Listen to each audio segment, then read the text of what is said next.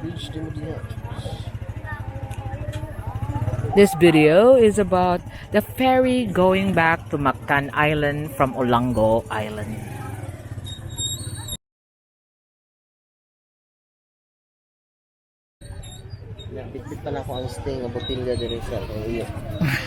So this is the situation when you go back from Olango to Mactan Island. So every 30 minutes there's a barge that come here, or the ferry, and people will queue like this because this is now where they have dock, not on the other side. Like the last when we come here, it was on this side. Now the tricycles can actually come here nearer, so they can turn around and drop you here like we did, like the one that we hired. So there's a very nice island, little island there, right next to the port, no? But yeah, but it's owned by Mr. Adlawan, a big developer in Cebu. But that was just not cared for anymore when he passed away. I think the children are busy, but that's quite a nice little island right next to the port. Yes.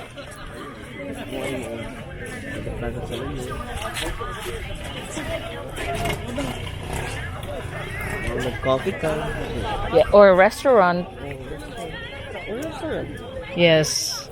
Santa Rosa Ferry too. So we need to get ready for tickets.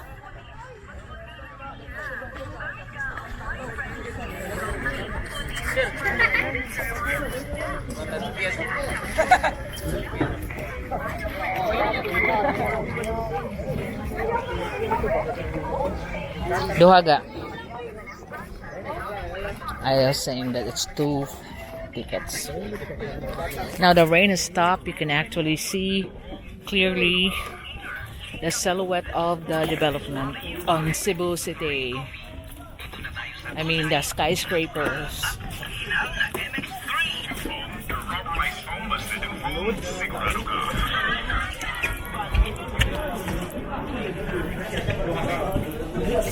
Basa. Hindi oh, front daw.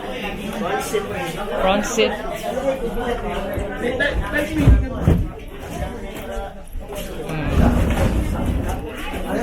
Yes. We are on the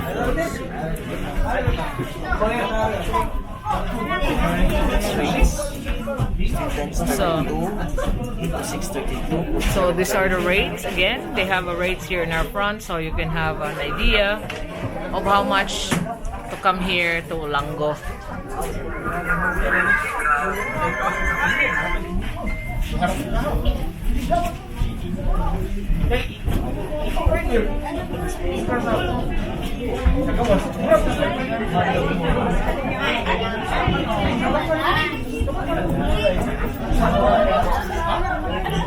So it seems like a lot of people is going back to the main island now. More than the people that went from Mactan to Olango.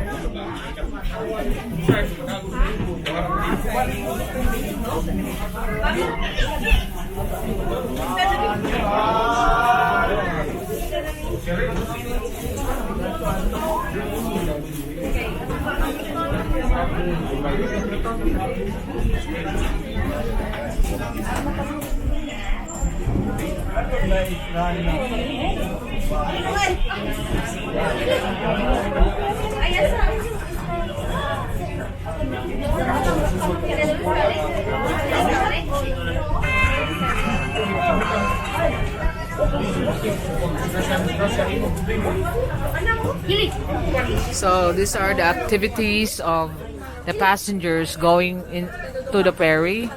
Now they start carrying all their cargoes, television to be fixed in the main island, barrels of water containers, speakers, look.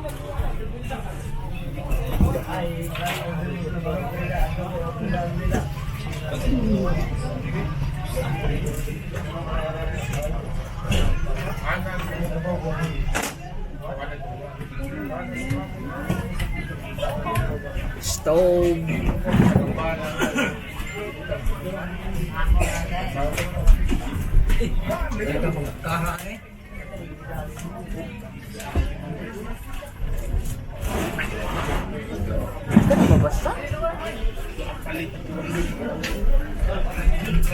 Doesn't get wet.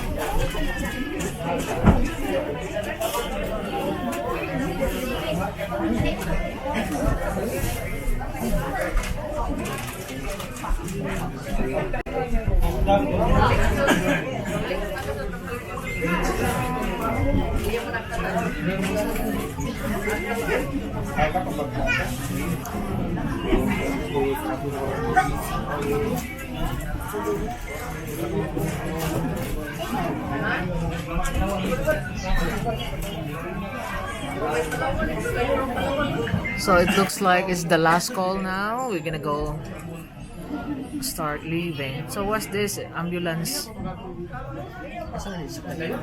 Maybe there's a patient going to Mactan Hospital from their hospital. From the hospital of the island. They're gonna take it to the mainland.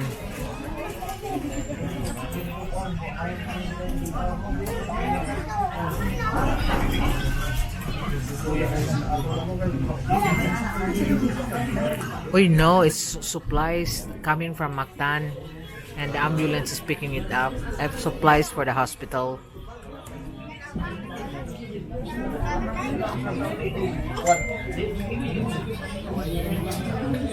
Last 3 passengers.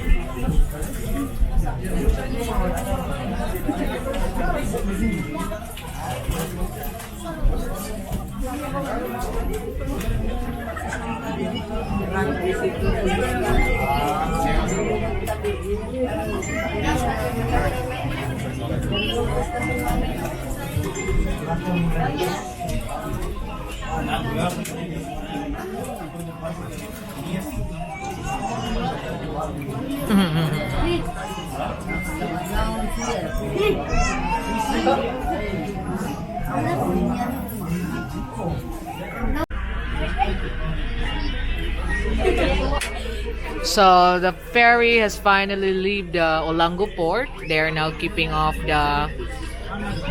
this like stair path that they connect to the port area. We are now turning around and the boat is so full up.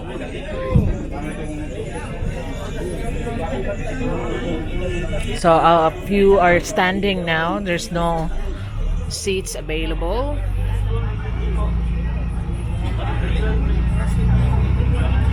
Perhaps a while ago, because it was raining so hard, a lot of people leave the island to go to Mactan, and now that it's stopped, it's just like congregated in this schedule. So the other side where we stopped, that's where going to the island, and this one is the one leaving from the island.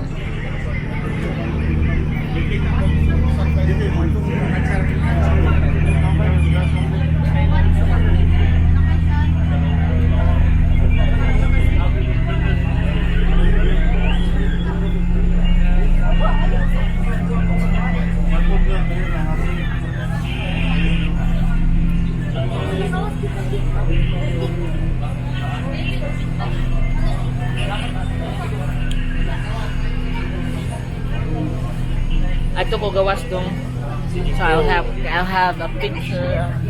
Alay na lang ay. I can't get out because it's all full up with all the boxes of things, cargos.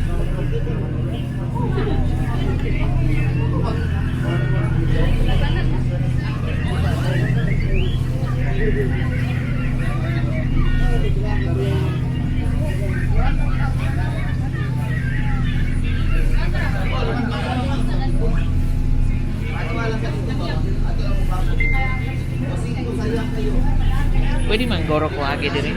Ari lang ko agi. Kaya i-pass ka ha. Okay. Kita ka agi dito dahang kang karga.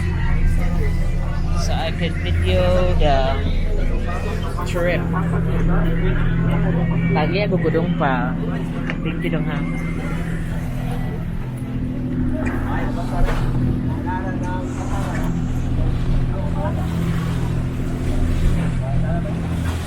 We are now sailing back to the mainland Mactan. You can see from here the what's this? Tambuli condominiums, and even the Mactan New Town is so obvious from here. And then the Shangri-La building.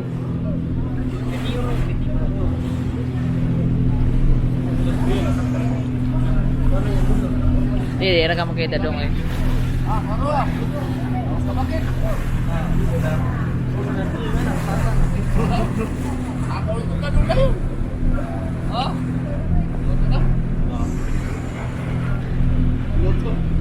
I hope it doesn't rain again, but it looks like it's gonna have another downpour tonight.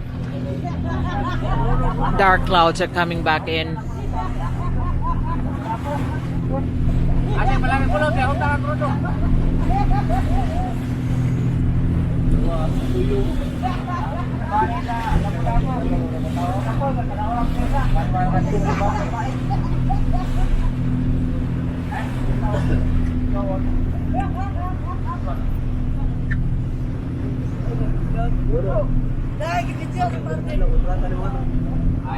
Matagak kayo mo diyan ah. Piyato ko na ba eh?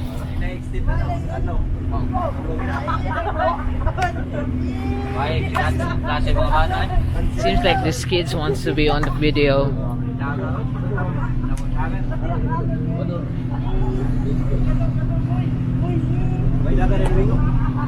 So it's less than 15 minutes, about 10.11 minutes trip back to the island.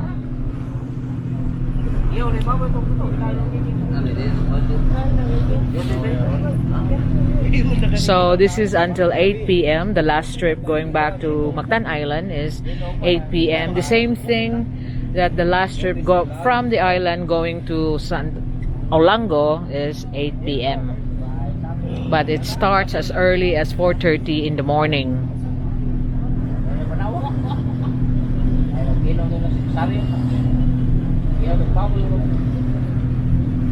So at least it's not that long.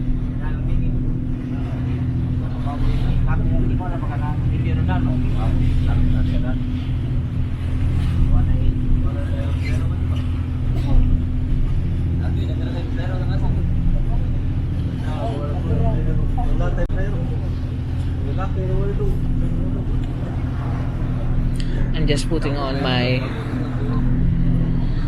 head cover.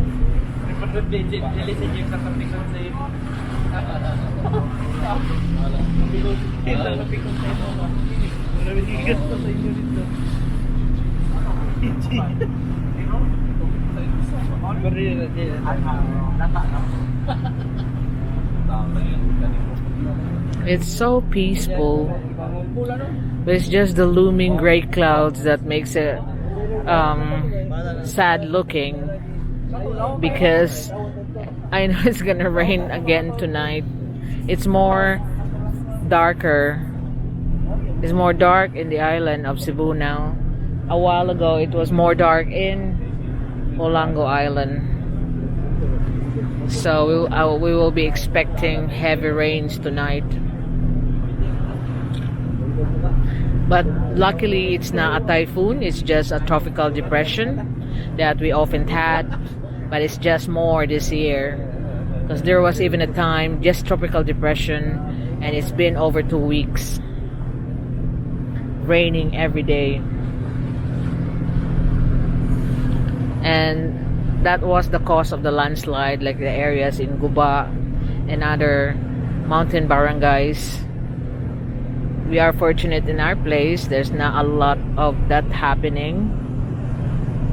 So that's the other ferry going to Olango Island now.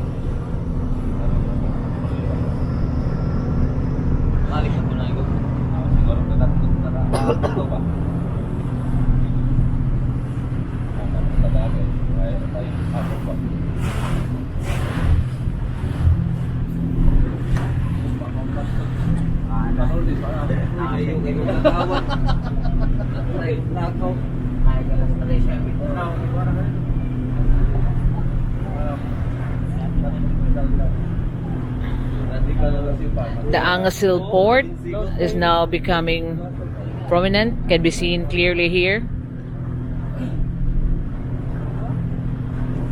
So that's how quick you can cross over to Olango from Mactan. So you can always have a day trip. When you're new here, when you visit Cebu, you can have a day trip going to Olango Island, coming from the commercial port of Angasil. There is also another, diba na may laing kuandong? Na laing murag terminal sa lansa diha sa Terminal? oh, nasa kuan sa murag pier ba nga para di Olango. Mao naman na ang asil sa una kinaa dito karon gibalik. Usa na lang gyud ron. Sa naman siguro tay. Kaya ang dito ay hopping naman. Sabi naman to sa una sa kanang yung Hilton, unsa na? Shangri-La dapat. Oh, Shangri-La. So, I was just informed that it's actually only one port now going to Olango. Kay mo naman Shangri-La nga pier sa una. There was two.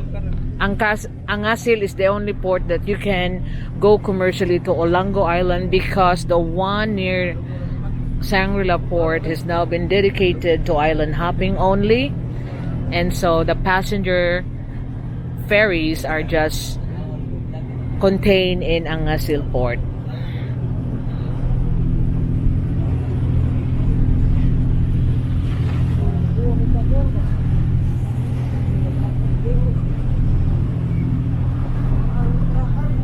Kay duha man gusto sa una dong. Kita dito, pwede sa diri. Wa na di usa na lang di pier don. So Namos Island. Or Namos Island. okay. Tungod sa Odette. So that was because of Odette, again, the super typhoon that hits us and really makes Cebu down. So there is no repair. They are actually renovating the second port. The second port that's used to have ferries as well going to Olango. So the Angasil port will not be so crowded, but now it's now in just one place. So if you want to visit Olango Island, just go the road beside Mactan New Town. On the right side, there's a road where you can see tricycles coming in and out. That is the towards Angasil port.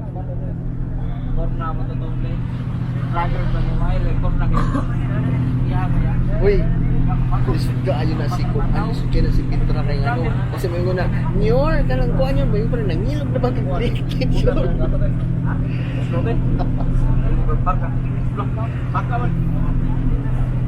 Mausad. Basta, hindi ko magkuhan ko na ng Pitra. Basta diha lang maniot ko sa imong ugma. So you can see this Tambuli condominium Sipon-sipon is now very prominent here.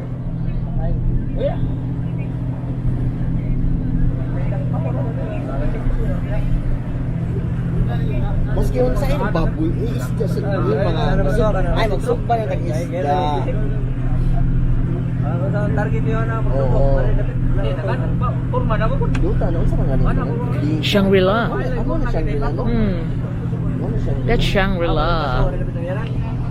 Those with the orange roof. That's Shangri-La Resort.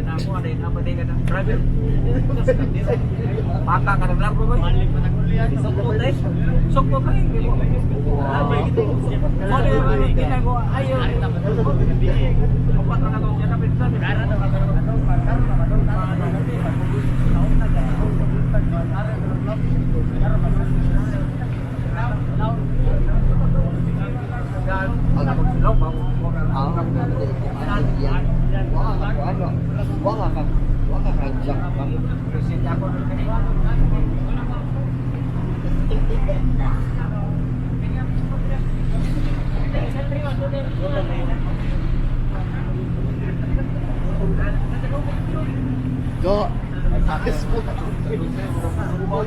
So Mactan New Town is becoming closer and more clear now.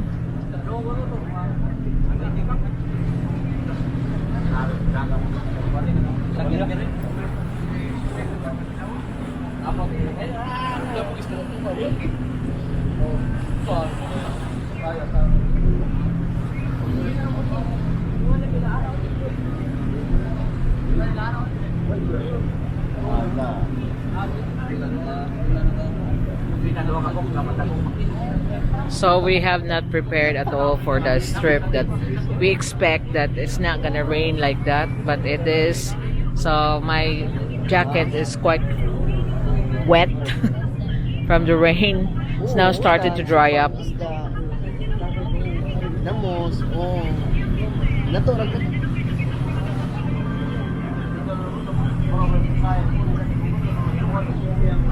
Pwede sa dadaan na ka na mo, gulay. Gulay. Karon ka na. Buto nga lagi eh. Yes, we true. Ano ito? Oh, kamukulog tas karkar.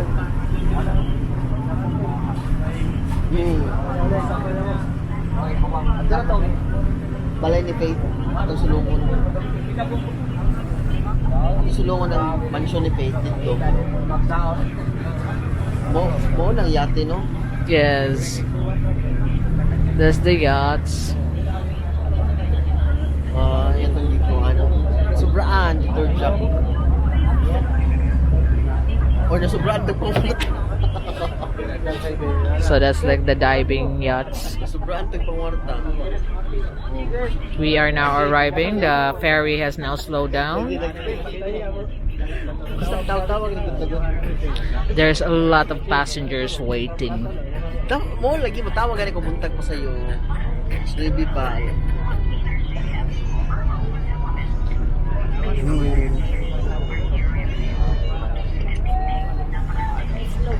Di lang. Anong lang? Yung turok-tuno. Lain lang ako. Mo jud. So this is the docking the docking pad of the port. Then they're gonna release this Pwede ra. runway. Sige. Sa messenger lang. Ayaw lang ka. There we go. That's the runway.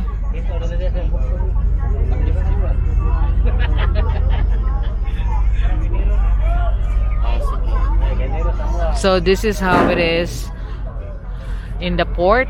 Look at all the passengers blocking the way for us to get out. But at least they will not be rushing over here.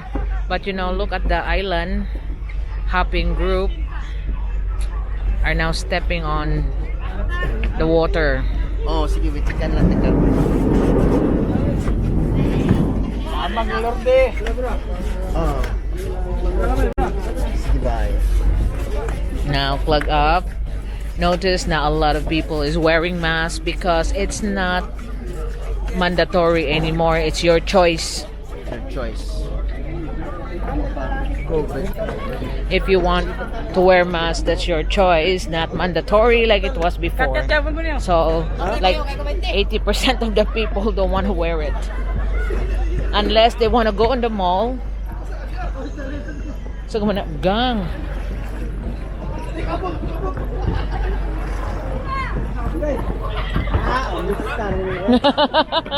Ang sama na oy.